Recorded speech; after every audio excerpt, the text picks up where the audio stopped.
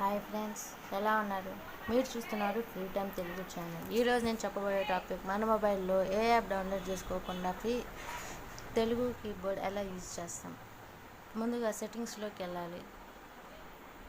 తర్వాత ఇక్కడ మీరు చూసుకున్నట్టయితే ఎడిషనల్ సెట్టింగ్స్ అని ఉంది, దాని మీద క్లిక్ చేయండి. తర్వాత కీబోర్డ్ అండ్ ఇన్పుట్ మెథడ్ని క్లిక్ చేయాలి. ఇక్కడ మనం చూస్తున్నాం జీబోర్డ్ అని ఆల్రెడీ ఉంటుంది. సో డిఫాల్ట్ కీబోర్డ్ జీబోర్డ్ అనే ఉంటుంది.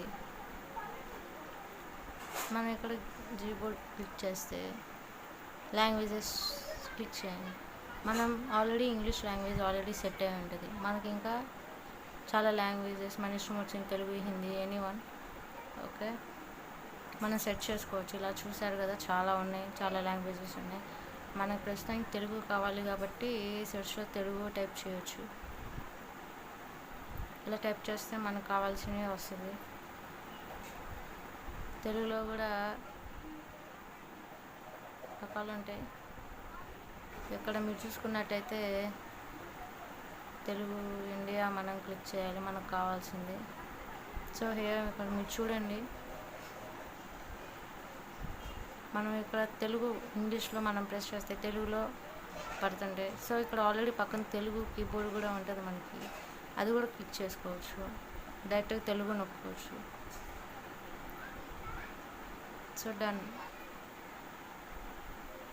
ఇప్పుడు మీరు ఎవరికైనా మెసేజ్ చేయాలనుకుంటే ఇలా ఓపెన్ చేసి మెసేజెస్ ఓపెన్ చేయండి, ఆర్ వాట్సాప్ ఎనీథింగ్. ఎవరికైనా మెసేజ్ ట్రై చేయండి. చూడండి, ఫస్ట్ ఇక్కడ ఇంగ్లీష్ ఉంది. సో మనం అక్కడ గ్లోబల్ దగ్గర క్లిక్ చేస్తే తెలుగు ఇంగ్లీష్ అని ఉంటుంది.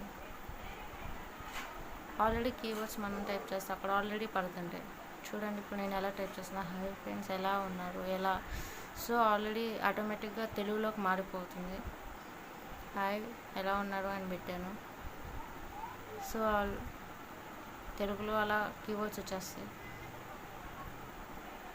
ఎలా ఫ్రెండ్స్, మీకు అర్థమైంది అనుకుంటున్నా. ఏమైనా డౌట్స్ ఉంటే కామెంట్స్ చేయండి ప్లీజ్. Thanks for watching.